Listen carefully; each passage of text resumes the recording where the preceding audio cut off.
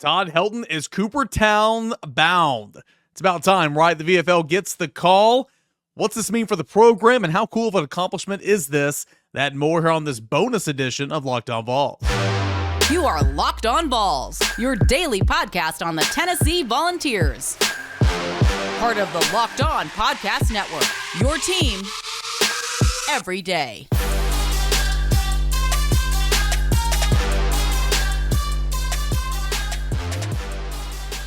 Hey, what's up, everybody? Good Tuesday evening. Wanted to get in here and talk about Todd Helton for a little bit, as it was just official. The VFL is Cooperstown bound. Say that 10 times fast. It's going to be a shorter little segment, about probably 10 minutes or so, but wanted to react to this because I just think it's really, really cool, man. I mean, I grew up in East Tennessee, and I cover now the Tennessee baseball team, and so obviously I've grown up and I knew of Todd Helton. I watched Todd Helton's professional baseball career for 17 seasons in Denver. I watched him become one of the greatest baseball players ever. I watched him become one of the greatest Rockies ever. And I kind of got to see his professional baseball career unfold, before my eyes. I was young. He was at Tennessee from 1992 to 94, 95.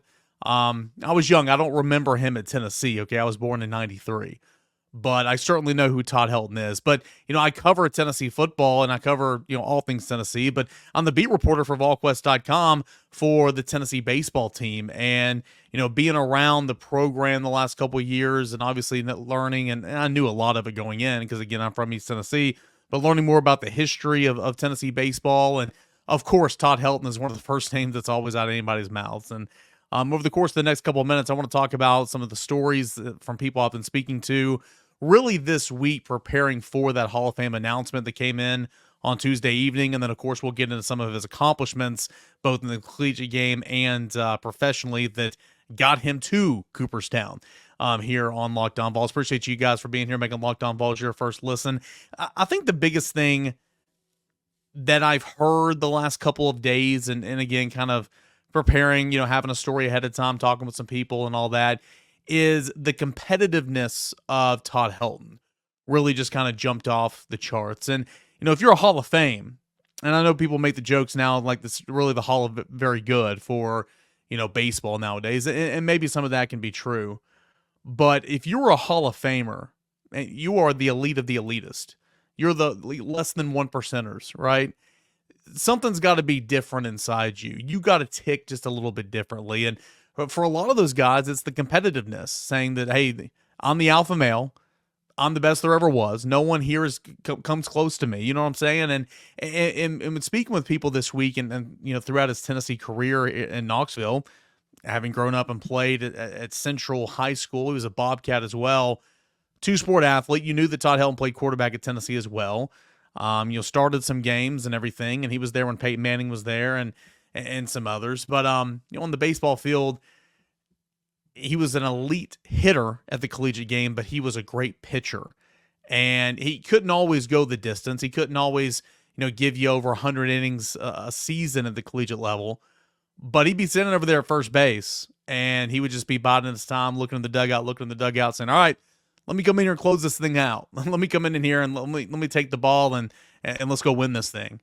I had heard, when I was actually in Omaha this past year, and I was doing kind of a feature story about the last time Tennessee won a game, and it had been so long, but previously it was 2002, in case you're wondering, before this past summer. But previously they won a game in 95, and it was game one of the College World Series, and Todd Helton essentially went into the coach's office and demanded the baseball, saying, hey, the moment may be too big for everybody else. It's not for me. Give me the baseball. Went the distance against the Tigers. I think he allowed 2 runs, struck out 9. I mean, he was incredible.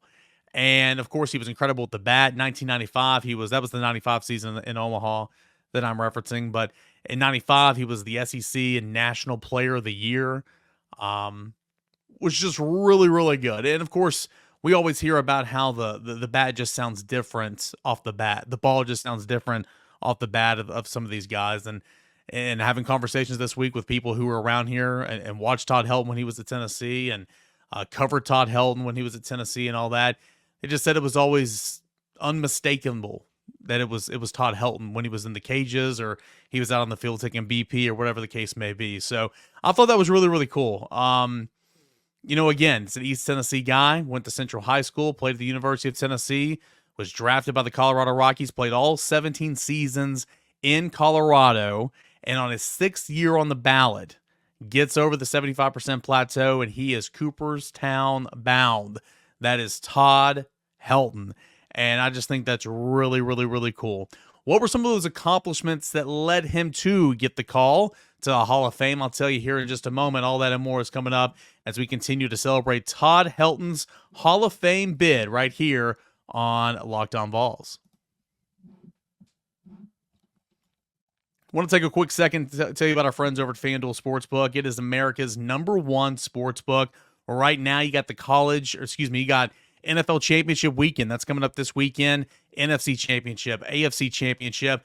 And it's no better time to put some coin in your pocket than right now over at FanDuel Sportsbook because you're about to run out of season. There's only a total 3 football games left because we're not counting the Pro Bowl. College football's done. And so you can go put some coin in your pocket and win some dough over there at FanDuel Sportsbook. It's America's #1 sportsbook. New customers can get $150 in bonus bets guaranteed when you place just a $5 moneyline bet. All you got to do is go to FanDuel.com, put in that promo code Locked On. FanDuel.com/Locked On. Totals, spreads, parlays, all that and more on the safe, secure, easy-to-use app to FanDuel. Download that app today. Go to FanDuel.com/Locked On to make your first bet a layup. FanDuel, it's the official partner of the NFL. So again, 6th year on the ballot, and Todd Helton finally gets the call. In 2023, Todd Helton picked up 72.2% of votes of the 75% needed to get over that plateau. And so he just missed out last year. And his percentages continue to go up. His first year on the ballot in 2019, he was at 16.5%. In 2020, he was 29.2%. 2021, 44.9%. At 2022, he was at 52%. And then in 2023, 72.2% leading into this year when he finally got over that 75%. Players have 10 years to be on the ballot, and it's one of the biggest annoying things in all of sports, right? The Baseball's Writers Association. There's so much pride in that, and it's like, oh, you're a Hall of Famer, but you're not a first ballot Hall of Famer. I'm going to wait to give you my vote on your 7th year on the ballot. It's the stupidest argument in sports. It's one of the stupidest things, in my opinion. If you're a Hall of Famer, you're a Hall of Famer. Why delay the process? Whether it's first ballot, 4th ballot, 10th ballot, it's annoying. You only get 10 tries at it, unless later on they can put you in, from another committee. But anyway, you can see his percentages continue to go up. He just missed it last year, and then finally gets it this year. As mentioned in segment number 1 there, that 95 series was incredible for him and the College World Series bound Tennessee Volunteers. He was the Southeastern Conference Player of the Year. He was the National Player of the Year in 95. He was a 3-time All-American while at Tennessee. I mentioned the game that he pitched against, Clemson in the College World Series where Tennessee won 3-1. He played quarterback for Tennessee. He kind of did it all. This is probably my favorite stat about this whole thing. After Todd Helton getting into Cooperstown, he joins Frank Thomas as the only players in Southeastern Conference history to get the call to Cooperstown. Think of all the great players that have come from the Southeastern Conference. D1 Baseball just put out their preseason top 25 last week. Tennessee comes in at number 9. That's 6th best in the SEC. It just means more, right? In football, in women's basketball, and men's basketball a little bit, in track and field, softball, and baseball for sure. It just means more. Think about all the great players throughout the history of baseball in the Southeastern Conference, and now only 2 players. Todd Helton joins Frank Thomas of Auburn as the only 2 players to get the call to Cooperstown. That is just mind-blowing to me. But nonetheless, it was a great career for Todd Helton. 17 seasons, first baseman for the Colorado Rockies, a career .316 hitter in the box, 369 home runs, 1,406 RBI. He scored 1,401 runs. He tallied a slugging percentage of .539, an on-base percentage of .414, an OPS, which is on-base plus slugging, of .953. he racked up 2,519 hits. I love baseball because it's all about numbers. And what's that movie? Where Kevin Costner says, in baseball we count everything. Love of the Game, I think. He's like, in baseball we count everything. That's so true, because in baseball it's all about the numbers. And I just threw a ton of numbers out at you, and I understand that if you're not a baseball fan, it might just kind of be going over your head, but that is all so impressive. There was a 10-year stretch in Todd Helton's career where he hit 300 at the plate, where he averaged 30 home runs, where he averaged 108 RBI. And he never finished higher than 5th in the National League in MVP voting. And I think part of that had to do with he played right smack dab in the middle of the steroid era, and he played at Coors Field. And, people say it's easy to hit at Coors Field and all that, but Todd Helton was just a hitter. He was just a slugger, and he would hit anywhere he played. He just so happened to play at Coors Field. He just so happened to play 17 seasons with the Rockies. But Hall of Famer, never finished higher than 5th in National League MVP voting because, again, he played right in the middle of Coors Field and the steroid era. He won 3 Gold Gloves, 4 Silver Sluggers. He was the 5-time All-Star. He was the NL batting title champion, which means he had the highest average in the National League, with 372 in the year 2000. He was the NL Hank Aaron Award winner in 2000. In 2000, he led all Major League Baseball in average, hits, doubles, RBI, OPP, slugging, OPS, and total bases. And WAR, you baseball people know what I'm talking about, wins above replacement. It's something that's super highly valued nowadays, right? 10, 15 years ago, it wasn't. Now it's all about what that WAR was, wins above replacement. That same season in 2000, the first baseman, that being Todd Helton, led the National League with an 8.9 wins above replacement WAR. It's pretty stellar. And in 2007, when the Rockies played the Red Sox, lost, but played the Red Sox in the World Series, Helton hit 320 that season. 320 in that season. He holds franchise records for the Rockies in games played at 2,247, hits 2,519, runs 1,401, home runs 368, RBI up 1,406. He becomes the second Rockies player ever inducted into the National Baseball Hall of Fame, joining Larry Walker, former designated hitter. He was in the class of 2000. He retired in 2013, again played 17 seasons. I mentioned he went to Central High School. He was a Gatorade Player of the Year in Tennessee in 1992 in both football and baseball.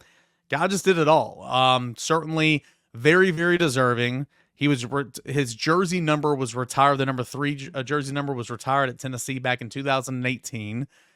He's a big reason why there's some, revamping and updating Lindsey Nelson Stadium. He was at the ribbon cutting ceremony a couple weeks ago.